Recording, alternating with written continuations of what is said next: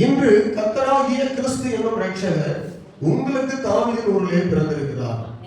இன்று கர்த்தராகிய கிறிஸ்து என்னும் இரட்சகர் உங்களுக்கு தாவீதின் ஊரிலே பிறந்திருக்கிறார். ஆண்டுடைய வசனத்தை பரிசுத்த ஆவியானவர் எழுதும்போது இயேசு கிறிஸ்துவை பற்றிய பிறப்பை அதிகமாக முக்கியத்துவப்படுத்தி ஒரு சில வசனங்கள் வேதாகமத்தில் இருக்கிறது. அதுல இயேசு பிறந்த போது, இயேசு பிறக்கிறதுக்கு முன்பதாகவே நிறைய வசனங்கள் பழைய ஏற்பாட்டில் தீர்க்கதரிசி மூலமா இயேசு பிறப்பார் என்று சொல்லி சொன்னார்கள். ஆனால் இயேசு பிறந்த போது, பிறந்த பிறகு அவரை பற்றி தான் ஒரு அறிவிப்பாக தேவ தூதர்கள் எங்க சொல்கிறார்கள்? ஆடுகளை மேய்த்துக் கொண்டிருக்கிற மேய்ப்பருடைய மந்தையிடத்தில் சொல்கிறார்கள், இன்று கர்த்தராகிய கிறிஸ்து என்னும் இரட்சகர் உங்களுக்கு தாவீதின் ஊரிலே பிறந்திருக்கிறார் அப்படின்னு சொல்றாங்க. அப்ப இன்று அவங்க அப்படி சொல்லி சொன்ன வார்த்தை எழுதப்பட்டிருக்குது. அந்த எழுதப்பட்ட இன்று என்ற வார்த்தை இன்றைக்கு வரைக்கும் தொடர்ந்து கொண்டே இருக்குது. எத்தனை பேருக்கு புரிஞ்ச மாதிரி அப்போ இன்று என்று அவர்கள் அன்று சொன்னது இன்று என்கிற வார்த்தைக்கு இன்றைக்கும் பொருந்தக்கூடியதாக ஆவியானவர் எழுதி வச்சிருக்கிறார். அப்ப இன்று கிறிஸ்து என்னும் இரட்சகர் உங்களுக்காக தாவீதின் ஊரிலே என்ன செய்திருக்கிறார்னா பிறந்திருக்கிறார்.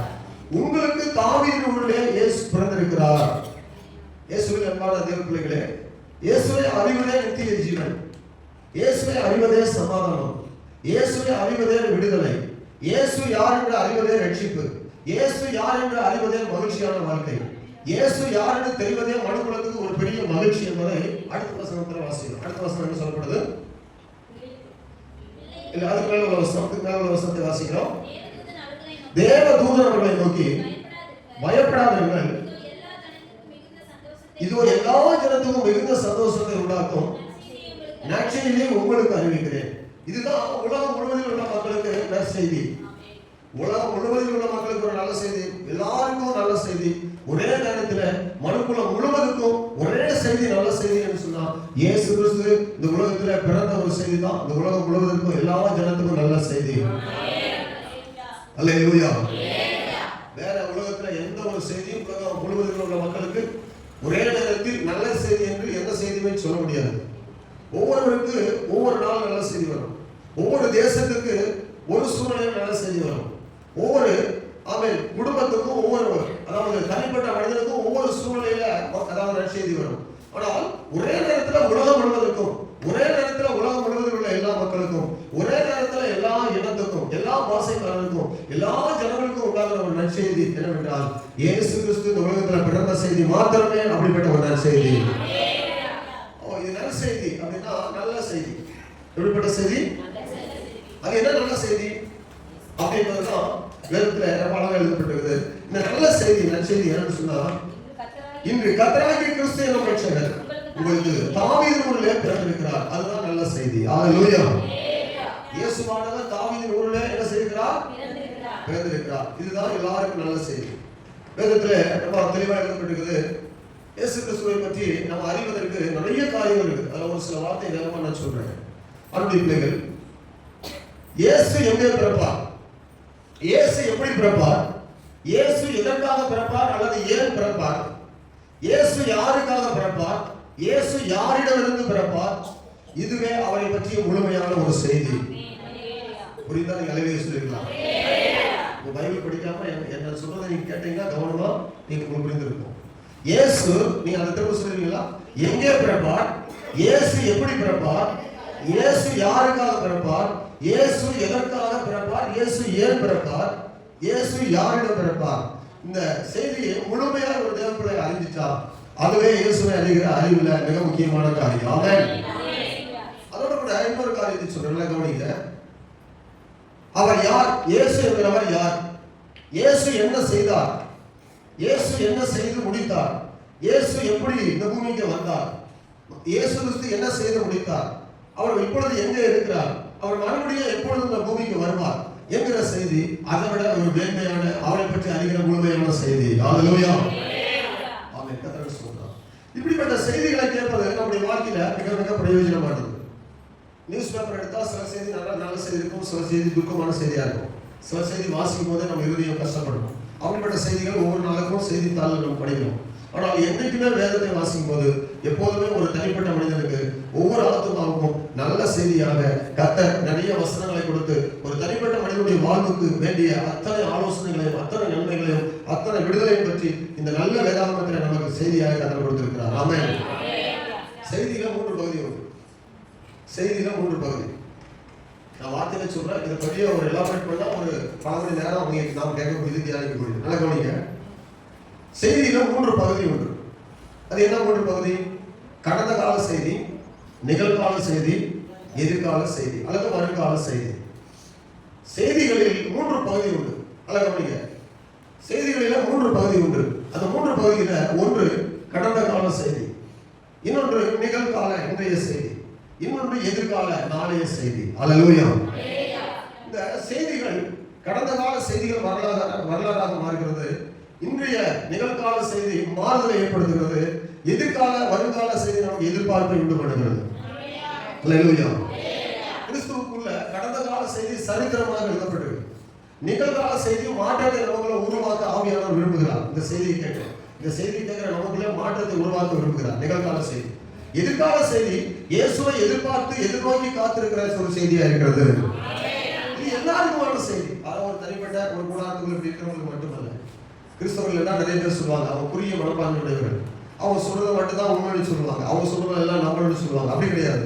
வேதம் சொல்லுகிறதை நம்ம சொல்லுகிறோம். நமக்கு ஒரு செய்தி கிடையாது. பரலோக தேவன் சொல்லுவதை நாம் சொல்லுகிறோம். வேற ஒரு வழி கிடையாது. அல்லேலூயா. அதனால மனப்பான்மையில குறுகிறவர்கள் அல்லது தங்க பிடிவாதக்காரர்கள் இவர்கள் இப்படி சொல்வதை தான் நம்ம ஏற்றுக்கொள்ளணும்னு நினைக்கிறாங்க. அப்படி கிடையாது. எல்லாருக்கும் உகந்த ஒரு செய்தியை ஆண்டவர் கொடுத்திருக்கிறார். அதுதான் நல்ல செய்தி. அல்லேலூயா. இப்போ இயேசு எங்கே பிறப்பார்? பைபிள்ல இயேசுடைய பிறப்பை பற்றி என்ன, இயேசு பூமியில் பிறக்கும்போது எல்லா ஜனத்துக்கும் தெரியணும். அவர் தான் இயேசுன்னு என்ன செய்யணும்? தெரியணும். அப்போஸ்தலன் பவுல் சொல்லும்போது சிலுவையில் அறையப்பட்ட கிறிஸ்துவை நாங்கள் என்ன செய்யணும்? பிரசங்கம் பண்ணுகிறோம். நிறைய பேர் சிலுவையில் அறையப்பட்டாங்க, அதாவது நிறைய பேர் மரித்தார்கள். ஆனால் சிலுவையில் அறையப்பட்டு மரித்த இயேசு தான் நமக்காக உயிரை கொடுத்தார் என்பதை அவர் பிரசங்கத்தில் சொன்னார். ஆமென். அப்போ இயேசுவை குறித்ததான அறிவுக்கு நேரம் ஜனங்கள் இருக்கணும்னு அவர் விரும்புகிறார். அதுபோல உலகம் இயேசுவை அறிவினால நிரப்பப்பட வேண்டும் என்று ஆண்டவர் ஆபத்துக்குள்ள விரும்புகிறார். அவர் சொல்றார், இந்த உலகம் தேவனை அறிகிற அறிவினால ஜனங்கள் சமுத்திரமானது ஜலத்தினால் நிறைந்திருக்கிறது போல ஜனங்கள் தேவனை அறிகிற அறிவினால் நிறைந்திருக்கணும்னு சொல்லி கர்த்தர் விரும்புகிறார். அப்போ இயேசுவை அறிவதே நித்திய ஜீவன். அல்லேலூயா. இயேசுவை எப்படி அறிய முடியும்? முதலாவது ஒரு நபரை பற்றி நீங்க விவரம் கேட்பீங்கன்னா என்ன கேட்பீங்க? முதல்ல ஒரு நபரை பற்றி கேட்பீங்கன்னா என்ன கேட்பீங்க? அதாவது அவரை பற்றி அறியணும்னா என்ன கேட்பீங்க? கேஷுவலா நீங்க வாங்க வசனத்துக்கு பிறக்கும் ஒரு நபரை பற்றி அறியணும் அப்படின்னு சொன்னா முதலாவது இடத்துல ஒரு கேள்வி கேட்பீங்க. என்ன கேட்பீங்க? எடுத்த உடனே பேரை கேட்பீங்க. அப்படிதானே? சரி. அடுத்தது என்ன செய்வீங்க? ஊரு கேட்பீங்க. கர்த்தர் சொல்றார். அப்புறம் என்ன செய்வீங்க? என்ன செய்வீங்க அப்படின்னு கேட்போம். அப்புறம் அவ்வளவுதான் கேள்வி. இங்க எதுக்கு வந்தீங்க? சூப்பர். அடுத்தது உங்க குடும்பத்துல எத்தனை பேர்? உங்க அப்பா பேர் என்ன? அம்மா பேர் என்ன? உங்க வீட்டுல எத்தனை பேர் இருக்கீங்க? அப்புறம் கடைசியா என்ன வேலை? இத்தனை காரியங்களை கேட்டுதான் ஒரு மனிதனை கொடுத்ததான ஒரு டீடைல அவருக்கு கொடுத்ததான ஒரு அறிவு நம்ம பெற்றுக்கொள்ளணும். அப்படின்னா முதலாவது நீங்க சொன்னதை வைத்து நான் ஒரு வசனத்தை சொல்றேன். முதலாவது என்ன பேர்? உங்களுடைய பேர் என்னது? அதான் தேவதூதனை கொண்டு ஆண்டவர் பரலோகத்திலிருந்து ஒரு அறிவிப்பு கொடுக்கிறார். லூக்கா சுவிசேஷம், அதாவது மத்தேயு சுவிசேஷம் 2ஆம் அதிகாரத்தில் முதல்ல தேவதூதன் யோசேப்பிடத்தில் வந்து சொல்லும்போது அவருடைய பேர் பூமியில இப்படி சொல்லணும் அப்படின்னு சொன்னார். 1ஆம் அதிகாரம் 20-21 வசனத்தை படிக்கும்போது 21 வசனம், அவள் ஒரு குமாரனை பெறுவாள், அவருக்கு இயேசு என்று பெயரிடுவாயாக, ஏனெனில் அவர் தமது ஜனங்களின் பாவங்களை நீக்கி அவர்களை ரட்சிப்பார். அவர் வந்து பிறப்பார். உனக்கு நியமிக்கப்பட்டிருக்கிற மனைவியா இருக்கிற மரியாதையிடத்துல ஒரு பிள்ளை உற்பத்தியா இருக்கிறது. இந்த பிள்ளை தவறான முறையில் உற்பத்தியான பிள்ளை என்று நீ எண்ணாத. இந்த பிள்ளையை பரலோக தேவன் பரிசுத்த ஆவியினால் அவளை நினைத்திருக்கிறார். இந்த பிள்ளை பரிசுத்தமான பிள்ளை. இந்த பிள்ளை பிறக்கிற வரைக்கும் அவளை நீ மனைவியாக்க கூடாது. அந்த பிள்ளை பிறக்கிற போது அந்த பிள்ளைக்கு நீ பேர் வைக்கணும். என்ன பேர் வைக்க வேண்டும்? இயேசு. முதலாவது பைபிள் அவர் சொன்னாரு. என்ன சொன்னாரு? இயேசு அப்படின்னா என்னது? ரட்சிக்கிறவர். இயேசு அப்படின்னா என்ன அர்த்தம்? ரட்சிக்கிறவர். இயேசு என்று பெயரிடுவாயாக, ஏனெனில் அவர் தமது ஜனங்களின் பாவங்களை நீக்கி அவர்களை ரட்சிப்பார். ஏனெனில் அவர் தமது ஜனங்களினுடைய பாவங்களை நீக்கி அவர்களை ரட்சிப்பார். அப்ப முதலாவது இயேசு அப்படிங்கிற பேரிடுவாயார். அவர் பிறக்கும்போது அவரை அழைப்பதற்கு ஒரு நேம் தேவை, அதுதான் பெயர். அது அவரை அழைப்பதற்கு பூமியில கொடுக்கப்பட்டது இயேசு. பைபிள்ல நிறைய இயேசு நிறைய பேர் இருக்கு. இயேசு அப்படின்னு இருக்குது, பரியேசுன்னு வச்சிருக்காங்க, அப்படி இயேசுங்கிற பேர்ல. ஆனால் பெத்லகேமிலே பிறந்த, மரியாளுக்கு பிறந்த, பரிசுத்த ஆவியினால் உண்டாகி பிறந்த அவர் மட்டுமே பாவங்களை நீக்கி ரட்சிக்கிற இயேசு. இயேசு அப்படின்னா பூமியில மனித பெயர். பூமியில அவர் பிறந்த போது அவருக்கு பெயரிடப்பட்டது என்னது? மனித பெயர். அப்போ பரலோகத்துல அவருடைய தெய்வீக பெயர் என்ன? கிறிஸ்து. தெய்வீக பெயர் என்னது? கிறிஸ்து. தெய்வீக பெயர் கிறிஸ்து. அவர் பூமியில மனுஷனாக பிறந்த போது அவருக்கு பெயரிடப்பட்டதுன்னா இயேசு. இயேசுன்னு சொன்னா உங்களுக்கு நான் மறுபடியும் உங்களுக்கு தனியா கேட்டா சொல்றாங்க, புரிந்து கொள்ளணும். என்னவோ சொன்னாரு, 4 மணி நேரம் சொன்னாங்க, 1/2 மணி நேரம் சொன்னாங்க, என்னவோ கிறிஸ்துமஸ் பிறந்தது அப்படின்னு சொன்னாங்க, அப்படிலாம் கிடையாது. இயேசு அப்படின்னு கேட்டா உங்களால எப்பவுமே சொல்ல தெரியணும், அது அவர் இந்த பூமியில பிறந்தபோது மனுஷனாக பிறந்ததுனால அவருக்கு இடப்பட்ட பெயர் இயேசு. அப்படி தெய்வீக பெயர் என்னன்னு சொல்லி கேட்டா நமக்கு தெரியணும், கிறிஸ்து. அல்லேலூயா. ரெண்டும் சேர்ந்ததுதான் இயேசு கிறிஸ்து. அல்லேலூயா. இயேசு கிறிஸ்து என்பது மனுஷனாய் பிறந்தவர், தெய்வத்துவமானவர், தெய்வத்துவமாய் இருந்தவர், மனுஷனாக பிறந்தவர். ரெண்டு இணைந்துதான் இயேசு இந்த பூமியில பிறந்தார். மனுஷனாகவே ஒரு பிள்ளையை போலவே அழுது பிறந்தார். அவரும் ரத்தமும் மாம்சம் உடையவராக பிறந்தார். 2 கண்களை உடையவராக பிறந்தார். தலையில முடியதான் அவருக்கு இருந்துச்சு. 2 கைகள் இருந்தது, 10 விரல்கள் கைகள் இருந்தது, கால்கள் 2 இருந்துச்சு, 2 கால்கள் 10 விரல்கள். அவர் மனுஷனாகவே பிறந்தார், முழுமையாக மனுஷனாகவே பிறந்தார். 100% மனுஷனாகவே பிறந்தார். 100%. எத்தனை சதவீதம்? அதுல மாற்றமே கிடையாது. யாராவது கேட்டாங்க, இயேசு கிறிஸ்து டாய்லெட்லாம் போயிருப்பாரா? கண்டிப்பா. சாப்பிட்டதுனால, கண்டிப்பா பூமியில மனுஷனா பிறந்ததுனால. யாரும் கேட்டாங்க, அப்படி ஒருத்தர் கேட்டாங்க, அவர் பாத்ரூம் எல்லாம் போனாரா? கண்டிப்பா போனாரு. கர்த்தருக்கு ஸ்தோத்திரம். அல்லேலூயா. நம்மளை போல அவருக்கு அவயம் இருந்தது. கர்த்தருக்கு ஸ்தோத்திரம். நமக்கு போல வாய் இருந்தது, சாப்பிட்டாரு. நமக்கு போல அவருக்கு பல்லு இருந்தது, நமக்கு போல கண்கள் இருந்தது, நமக்கு போல முடியெல்லாம் இருந்தது. மயிரை பிடித்து இழுத்தாரு, முடியெல்லாம் அவருக்கு இருந்துச்சு. தாடியை மயிரை பிடித்து இழுத்தாரு. கண்ணம் இருந்தது, ஓங்கி அடித்தார்கள். சரீரம் தான் அடிக்கும் போது வலிச்சது. கர்த்தருக்கு ஸ்தோத்திரம். குத்தினார்கள், குத்தும் போது ரத்தம் வந்துச்சு, அவருக்குள்ள ரத்தம் ஓடிச்சு. கர்த்தருக்கு ஸ்தோத்திரம். அப்ப இயேசு அப்படின்னா அவர் மனுஷனாக மனுஷனை மீட்கும்படியாக மனுக்குலத்திலே பிறந்தவர் இயேசு. அப்ப இயேசு அப்படிங்கிற பேர்ல ஒரு நாள் முழுவதும் நீங்க செய்தி கேட்டுக்கொண்டே இருக்கலாம். அப்போ முதலாவது அவருக்கு பேர் என்ன? யாரோ கேட்கும்போது யாரும் சொல்லுங்க, நான் வேற சொல்ல நினைக்கிறேன், நீங்க பேரை சொன்னதுனால நான் பேருக்கு குறித்ததான வசனத்தை சொல்றேன். இயேசு அப்படின்னா நம்ம புரிந்திருக்கிறோம், இது யாருடைய பேரு? நம்ம வீட்டு தேவகுமாரனாக இந்த பூமியில பிறந்த போது, மனுஷனாக பிறந்த போது அவருக்கு பேர் இடப்பட்ட பேர் தான் என்னது? ஏதாவது ஒண்ணு சொல்லுங்க. என் ஆத்துமா கலிகூர். இயேசுன்னா யாரு? ஏதாவது ஒண்ணு சொல்லுங்க. உங்களுக்கு புரியாம சொல்லுங்க, ஒண்ணு புரியாம பேரக்கூடாது. ஏதாவது சொன்னா எனக்கு கலிகூர் தான் இருக்கும். காலையில நீங்க நல்லா பேசுனீங்கன்னா 2 இட்லி போட்டு சாப்பிடுவீங்க. சொல்லுங்க சத்தமா. ஒரு மனுஷன் மகிழ்ச்சியா இருந்ததுதான் கர்த்தருக்குள்ள அவருக்கு பலன். சத்தமா சொல்லுங்க பார்ப்போம். இயேசு அப்படின்னு என்னது? ஏதாவது நான் 4 வார்த்தை சொல்ற மாதிரி நம்ம புரிஞ்சுக்கணும். அவ்வளவுதான் முடிஞ்சது. இயேசு அப்படின்னா நம்ம இயேசு யார் அப்படின்னு சொன்னா உங்களுக்கு சொல்ல தெரியும் இல்லையா? இயேசு யார்? அவர் மனுஷனாக பிறந்த தெய்வம். சரி, அவர் மனுஷன் தானே, அவர்கிட்ட போய் வந்து போகணும் அப்படின்னா இல்ல, அவர் தேவன், அவர் பேர் கிறிஸ்து. அவர் பேர் என்னது அப்படின்னு சொல்ல தெரியும். அப்படி உங்களுக்கு சொல்ல தெரியும். அவர் எப்படி தெய்வம் நீங்க நம்புறீங்க? அவர் கடல் மேல கடந்தார், நீங்க நடப்பாங்க கடல் மேல. அவர் பிசாசுகளை துரத்தினார், அவர் மரித்து போன லாசரை உயிரோடு வர வைத்தார். அவர் தான் தெய்வம் இந்த உலகத்துல. அவர் தெய்வம் என்பதற்கு அடையாளமாக இதை செய்து காட்டினார். நம்ம செய்ய முடியுமா? செய்யலாம். விசுவாசித்தா நீங்களும் செய்யலாம். அல்லேலூயா. என்னை விசுவாசிக்கிறோம், நான் செய்கிறவர்களை தானும் செய்வான், இவைகளை பார்க்கலாம் பெரிய காரியங்களை செய்வான். அப்ப இயேசு எப்படி தெய்வம் அப்படின்னு சொல்ல முடியுது அப்படின்னா, அவர் கடல் மேல நடந்தார், காற்றையும் கடலையும் அதட்டினார், உடனே அது அப்படியே அமர்ந்தது. லாசரே வெளியே வா அப்படின்னு சொன்ன உடனே படுத்து தூங்கிட்டு இருந்தான். கர்த்தருக்கு ஸ்தோத்திரம். நல்ல நித்திரையில இருந்தான். 4 நாளா தூங்கிட்டே இருந்தான். அவன் எழுப்பி வந்துட்டான். அல்லேலூயா. அறிந்து போனார். அப்ப தெய்வம். அப்ப இயேசுவுக்கு கிறிஸ்து என்று பெயர் உண்டு. அப்போ இயேசு மனிதனாக, இது பெரிய ஒரு தியாலஜிக்கலா போய் பெரிய வரைமுறையெல்லாம் படிக்கணும் கிடையாது. நம்ம சாதாரணமா மனுஷனாய் பரிசுத்த ஆவியினால பிறந்தார். அவர் பேர் இயேசு. சரி, எங்க பிறந்தார்? ஏன்னா எல்லாரையும் பிறந்த இடத்துல, அதாவது பிறந்த இடம் முக்கியமானது. எங்க பிறந்தாலும் எல்லா இடத்துலையும் கேட்பாங்க, அது முக்கியமான கேள்வி. அவர் எங்கே பிறந்தார், எங்கே பிறப்பார்னு பைபிள்ல சொல்லப்பட்டிருக்குது. மீகா புஸ்தகம் 5ஆம் அதிகாரம் 2ஆம் வசனத்தில், மீகா 5:2.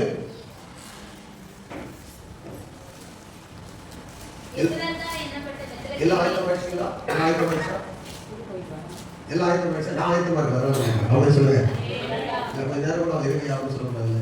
எல்லாம் ஆயத்தமா இருக்கு. கர்த்தர் சோதரம் சொல்லுங்க. எப்ராத்தா எனப்பட்ட பெத்லகேமே, நீ யூதேயாவில் உள்ள ஆயிரங்களுக்குள்ளே சிறியதா இருந்தும் இஸ்ரவேலை ஆளப் போகிறவர் உன்னிடத்திலிருந்து புறப்பட்டு என்னிடத்தில் வருவார். அவருடைய புறப்படுதல் அனாதி நாட்களாகிய பூர்வத்தினுடையது. பெத்லகேம் எனப்பட்ட எப்ராத்தா எனப்பட்ட பெத்லகேமே. எப்ராத்தாவுக்கு இன்னொரு பேர் பெத்லகேம்.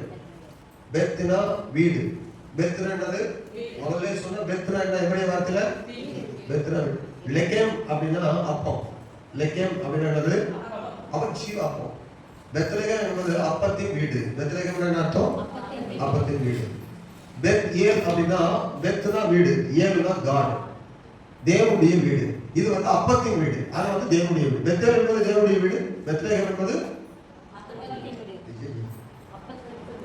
பெத்லகேம் என்றால் என்ன? அப்பத்தின் வீடு, ஜீவ அப்பத்தின் வீடு. அப்போ அவர் எங்க பிறந்தாரு? பெத்லகேம். பெத்லகேம் எப்ராத்தா எனப்பட்ட பெத்லகேமே, யூதேயாவில் உள்ள ஆயிரங்களில் சிறியதா இருந்தாலும் உனக்குள் இருந்து இயேசு பிறப்பார். உனக்குள் இருந்து. அப்ப நான் சின்ன ஆளு, நான் ரட்சிக்கப்பட்டு என்ன செய்யறது? என் வீட்டுல இயேசு இருப்பாரா அப்படின்னா அவிசுவாசப்படக்கூடாது. என்ன இயேசு நேசிப்பாரா? எனக்குள்ள இயேசு பிறப்பாரா? எனக்குள்ள அவன் எப்படி பிறப்பாரு? அவிசுவாசப்பட. ஆயிரங்களுக்குள்ள என்னை பார்த்தா ரொம்ப சிறிய பட்டணம் நீதான். 1000 பட்டணங்களை பார்த்தா அப்போ மிக சிறந்த ஒரு பட்டணத்துல பிறக்கவில்லை இயேசு. சாதாரணமான ஒரு இடத்துல பிறந்தாரு, சாதாரணமான ஒரு வீட்டுக்குள்ள போய் பிறந்தாரு. அப்ப எங்க பிறந்தார்? எங்கே பிறந்தார் சொல்லப்பட்டிருக்குது. அதுபோல மத்தேயு சுவிசேஷத்தில் சொல்லப்படுது. அவர் எப்ராத்தா எனப்பட்ட பெத்லகேமிலே பிறந்தார் என்று 2ஆம் அதிகாரத்தில் சொல்லப்படுது. எப்படி பிறந்தார்? சரி, எப்படி பிறந்தார்? அவர் பேர் என்னது? சொல்லுங்க, அவர் பேர் என்னது? சரி, எங்கே பிறந்தார்? அவருக்கு என்னது பேரு? இயேசு. அவர் எங்கே பிறந்தார்? சரி, எப்படி பிறந்தார்? ஏசாயா புத்தகம் 9ஆம் அதிகாரம் 6ஆம் வசனம் 9:6. நமக்கு ஒரு பாலகன் பிறந்தார், நமக்கு ஒரு குமாரன் கொடுக்கப்பட்டார், கர்த்தத்துவம் அவர் தோளில் இருக்கும், அவருடைய நாமம் அதிசயமானது, அவர் ஆலோசனை கர்த்தர், வல்லமையுள்ள தேவன், நித்திய பிதா, சமாதான பிரபு எனப்படும். அவருடைய எப்படி பிறப்பார்னா பாலகனாய் பிறப்பார். அல்லேலூயா. நமக்கு ஒரு பாலகன் பிறப்பார். எப்படி பிறப்பார் சொல்லுங்க. அவர் எப்படி அப்படியே வானத்திலிருந்து தோன்றி மறுரூபம் எடுத்து வந்தாரா? அப்படி இல்லை. எப்படி பிறப்பார்? பாலகனாய் வந்து ஒரு குழந்தையாய் பிறந்தார். பாலகன் என்னது?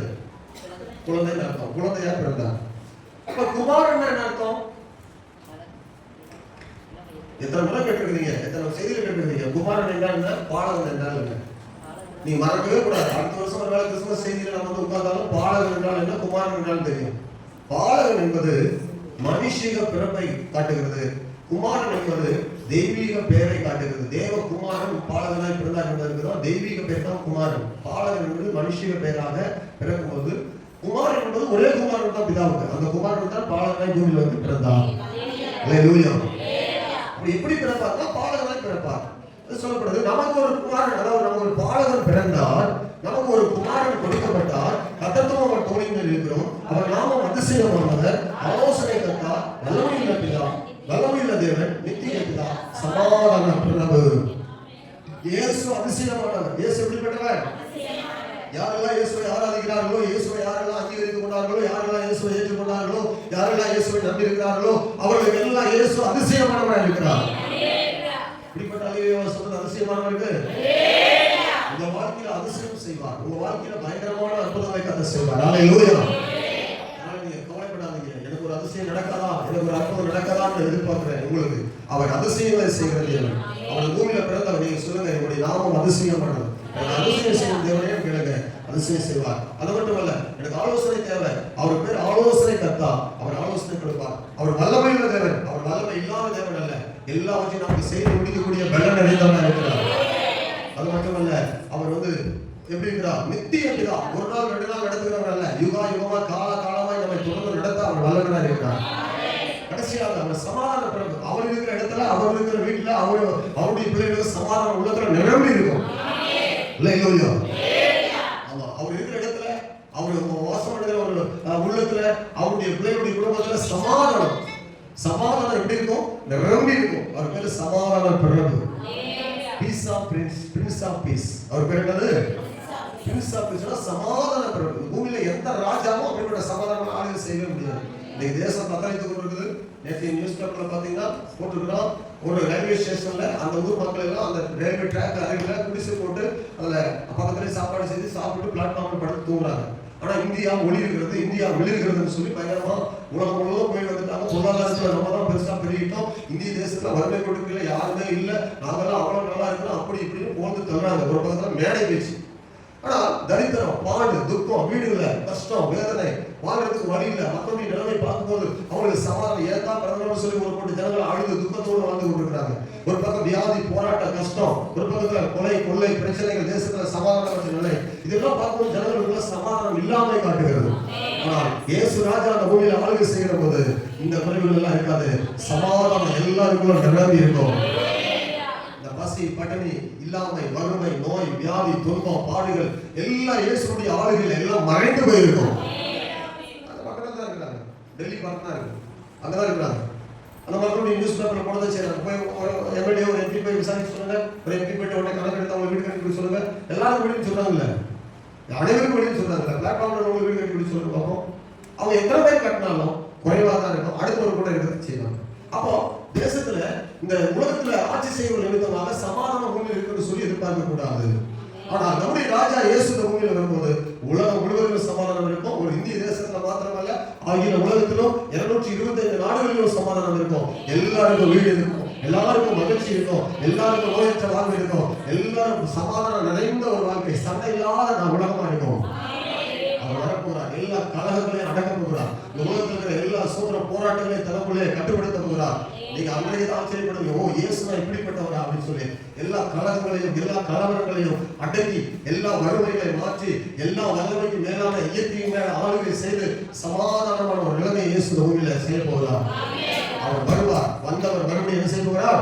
வரப்போகிறார். அவருடைய ராஜ்யத்துல நீங்கள் சமாதானமாக இருப்பதற்கு நீங்களும் நானும் ஒரு பெரிய பாக்கியம் பெற்றவர்களாக இருப்பதற்கு அழைக்கப்பட்டிருக்கிறோம். அவர்களை பயப்படாதீர்கள், இயேசு நமக்கு இருக்கிறார். வீட்டுல கவலையா, தனிப்பட்ட வாழ்க்கையில பிரச்சனையா, இயேசு இடத்துல ஜெபிங்க, என்னிடத்துல சொல்லுங்க, நானும் ஜெபிக்கிறேன். நாம சேர்ந்து கர்த்தரை ஆராதிக்கிற பிள்ளைகள், ஜெபிக்கிற பிள்ளைகளுக்கு அதிசயங்கள் ஆண்டவர் செய்வார். ஒரு வாழ்க்கையில அற்புதம் நிச்சயமா நடக்கும். ஆமென். சரி, பேர் என்ன? ஊர் என்ன? எப்படி பிறந்தார்? பேர் என்ன? ஊர் என்ன? எப்படி பிறந்தார்? சரி, எதற்காக பிறந்தாரு? அதுதான் முதல்ல பார்த்தோம். பேர்லயே வந்துருச்சு. அது எதற்காக பிறந்தாரு? தமது ஜனங்களின் பாவங்களை நீக்கி ஆதாமை உண்டாக்கினார். ஏதேவிலே அவனை இழந்து போயிருந்தார். அவனை தேடி அவனுடைய சந்ததியில வந்த நம்மை, அவருடைய ஜனத்தை ரட்சிக்க இயேசு பூமியில வந்தார்.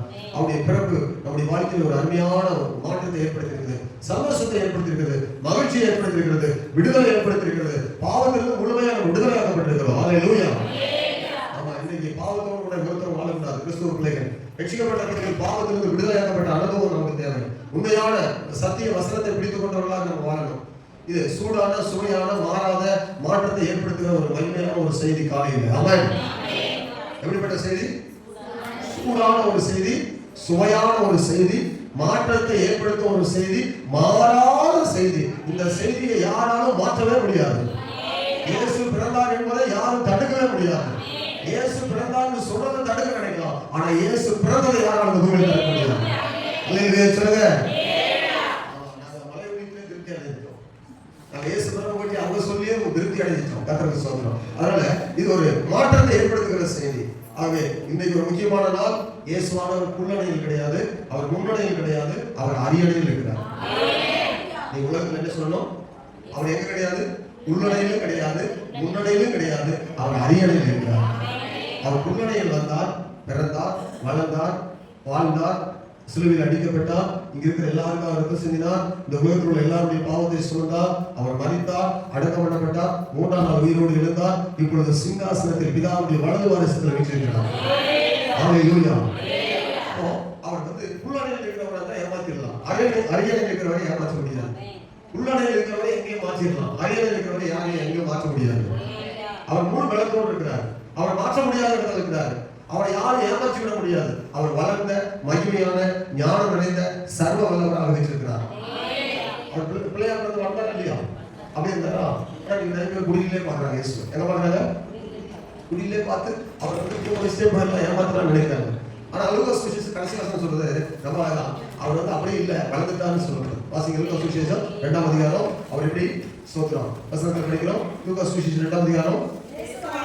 இயேசுவானவர் ஞானத்திலும் வளத்திலும் தேவ கிருபையிலும் மனுஷ தயவிலும் அதிகமாய் விருத்தி அடைந்தார். இயேசு அப்படியே இல்லை, பிள்ளை வளர்ந்த, அதாவது இயேசுவானவர் வளர்ந்தார். அவர் எதிர வளர்ந்தார்? ஞானத்திலும் தேவ கிருபையிலும் அவர் வளர்த்தியிலும் அதிகமாய் தேவ கிருபையிலும் அவருடைய தயவிலும் அதிகமாய் விருத்தி அடைந்தார். அவர் வளர்ந்த இயேசு, குழந்தை இயேசு அல்ல. அவர் எப்படிப்பட்ட இயேசு? பக்கத்துல பார்த்து சொல்லுங்க, நம்ம ஆராதிக்கிற இயேசு.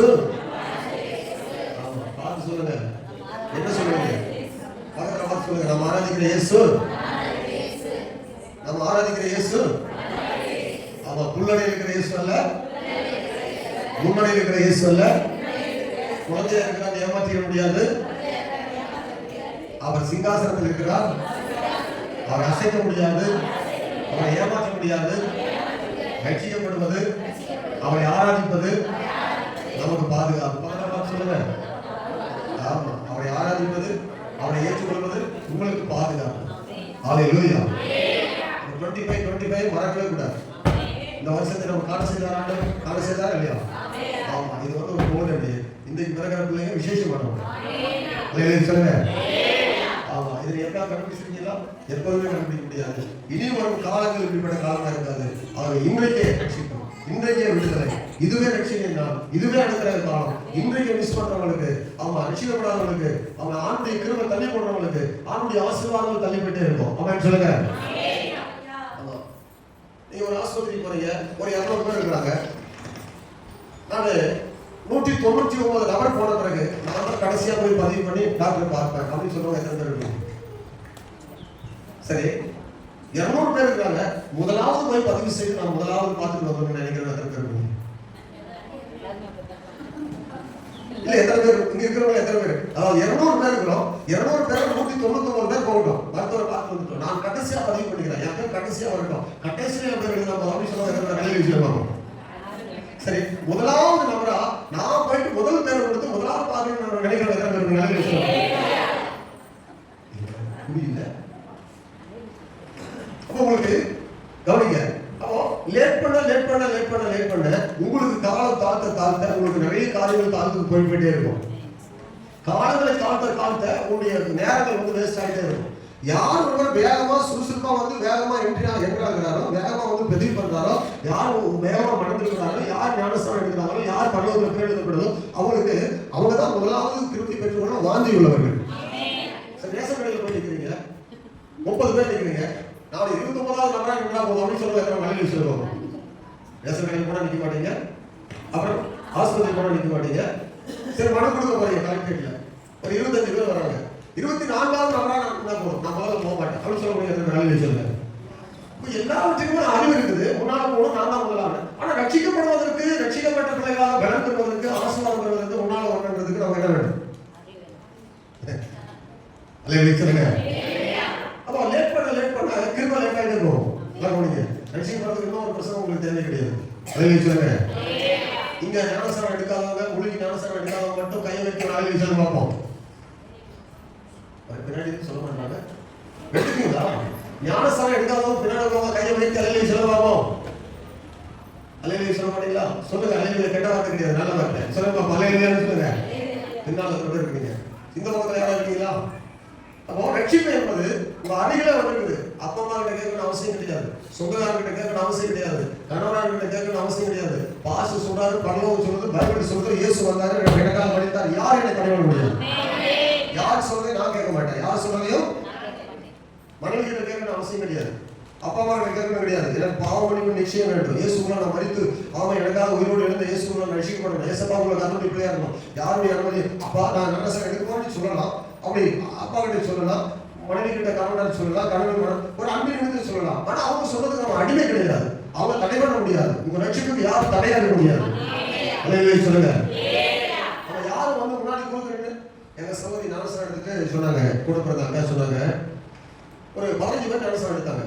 அன்னைக்கு இவங்க என்ன செஞ்சாங்க, எல்லாரும் எடுக்கிறாங்க. இவங்க சர்ச்சையில வந்திருக்காங்க, ஆணுக்குள்ள வந்துட்டாங்க. ஆனா ஞானசாரம் என்னன்னு தெரியாது. எல்லாரும் ஞானசாரம் இவங்களும் வந்து நினைச்சாங்க ட்ரெஸ் ஒன்று எடுத்துட்டு வந்து நின்ட்டாங்க. 14 பேரோட 15 பேரா யாரெல்லாம் ஞானசாரம் பாஸ்கிட்ட பேரே கொடுக்கல. இவங்க வந்து பின்னாடி விட்டு ஞானசாரம் போய் இவங்களும் போய் முக்கிய நினைச்சாங்க ஞானசாரத்துக்கு விட்டாங்க. எடுத்துட்டு வந்துட்டு இன்னும் 27 வருஷம் 26 வருஷம் 27 வருஷம் ஆகுது. அவங்க இன்னைக்கு என்ன சொல்றாங்கன்னா, எனக்கு ஞானசாரம் எடுக்கும் போது என்னன்னே தெரியாம எடுத்தேன், இப்பதான் தெரியுது ஆண்டவர் எவ்வளவு பெரிய ஞானசாரம் ரட்சிப்பை கொடுத்துருக்காங்க.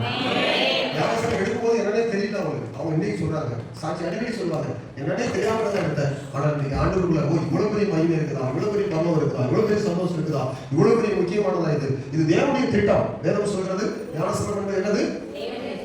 எங்க போனா இங்கே வந்துட்டோம், நம்ம எங்கேயும் போயிட்டு இங்கே வந்துட்டோம். எதுக்கு? இந்த 4 காரணம் நான் சொல்றேன். இந்த 4 காரணம் வேதவசனம் சொல்றது, ஆவியானவர் சொல்றது நம்ம மறைக்க கூடாது. சத்தியத்தை முழுமையா புரிந்து கொள்ளணும். நான் எடுக்கணும்னு சொல்றேன், நீங்க எடுத்துக்கணும் நான் சொல்றேன். இது யாருடைய ஆலோசனை? என்னுடைய ஆலோசனை. அப்படியா? லூக்கா சுவிசேஷம் 6ஆம் அதிகாரத்துல 6வது வசனம் சொல்றது, இது யாருடைய ஆலோசனை? இது யார் நமக்கு ஆண்டவர் சொல்லி கற்றுக் கொடுக்கிற காரியம்? வசனம் சொல்கிறது,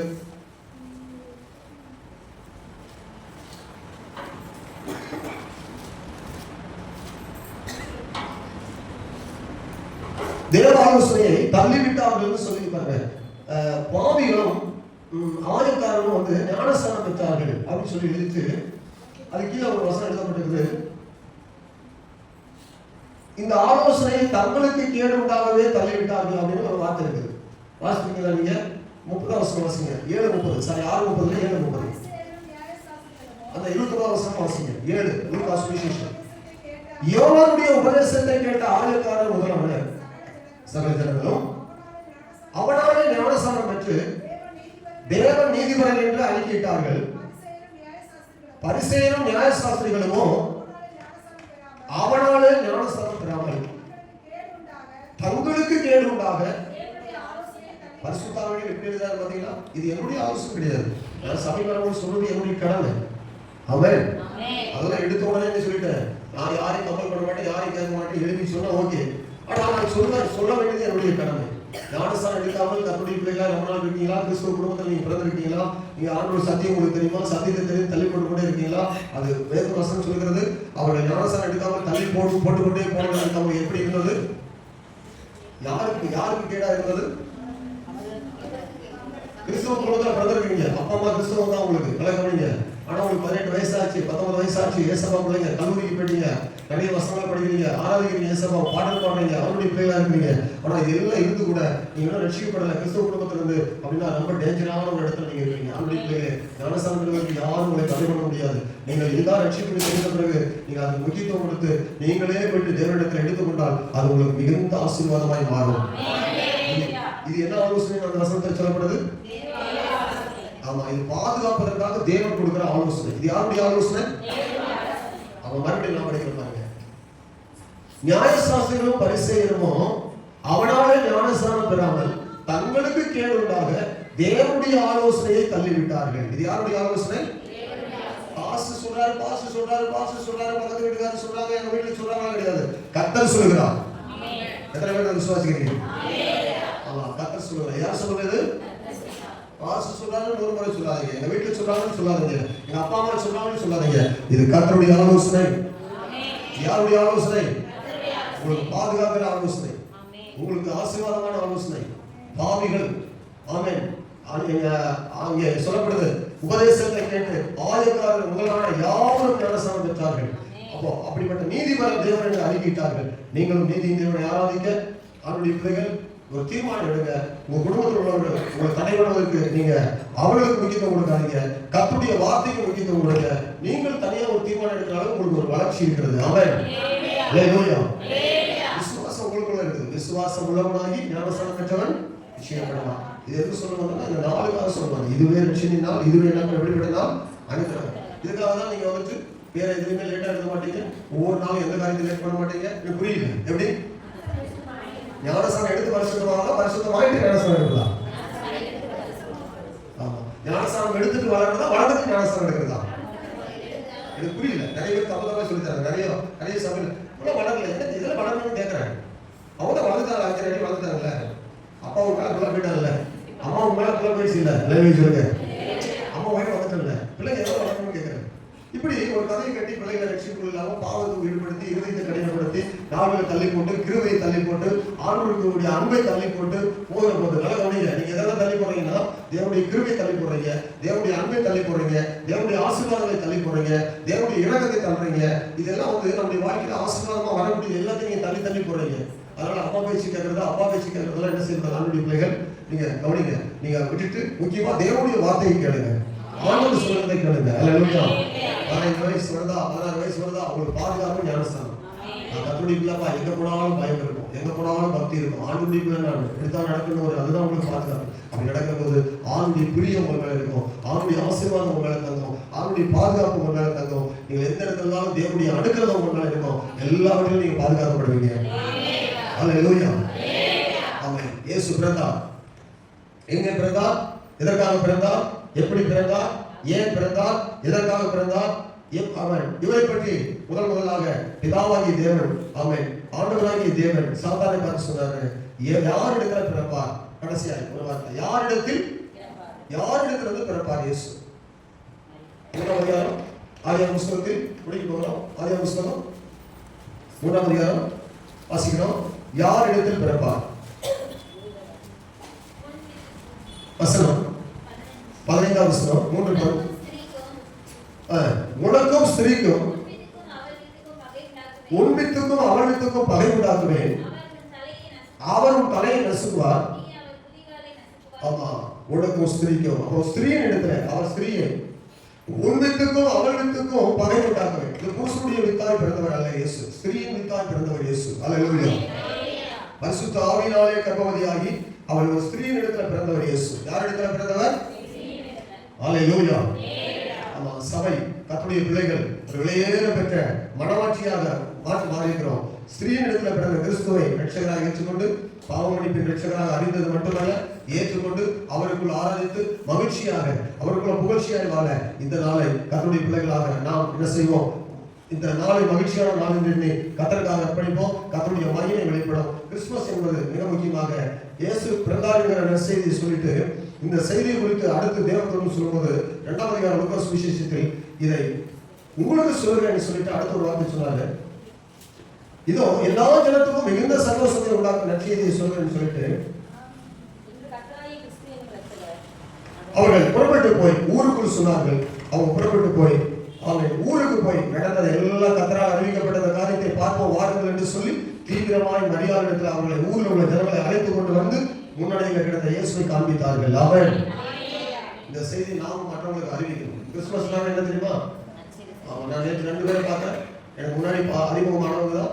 2 பேர் கேக் வாங்கிட்டு ஒரு கைப்பிடி கொடுத்து இயேசு உங்களை நேசிக்கிறார், ஹேப்பி கிறிஸ்துமஸ், கர்த்தருக்குள்ள நீங்க ஆசீர்வதிக்கப்படுவீங்க, இயேசு உங்களை நேசிக்கிறான்னு சொல்லிட்டு வந்தேன். எத்தனை பேர் நேற்று இயேசு பத்தி நீங்க சொன்னீங்க? சொல்லிட்டீங்களா? கேக் வாங்கி கொடுத்து சாக்லேட் வாங்கி கொடுத்து இயேசு உங்களை நேசிக்கிறார் ஒரு கைப்பிடி கொடுத்து நீங்க சொல்லிட்டீங்கன்னா அதை நீங்க தான் உண்மையான கிறிஸ்துமஸை கொண்டாடுவீங்க. ஆண்டவருக்கு மகிமை. ஏன்னா யான் பெற்ற இன்பம் யான் பெற்ற இன்பம் பெருகை வையகம். யான் பெற்ற இன்பம் பெருக. அப்ப வையகம் இந்த தேசம் பெறணும். கர்த்தருக்கு ஸ்தோத்திரம். அப்ப இந்த உலகம் பெறணும். நம்மை கண்ட யாவரும் பெறணும். நம்மை காண்கிற யாவரும் இயேசுவை அறியணும். அவங்க அறிந்திருந்தா கூட ஒரு விஷயம் உங்கள் மூலமா ஆண்டவர் அவங்களோட கூட பேசணும். இயேசுவே உங்களை நேசிக்கிறார் சொல்லுங்க.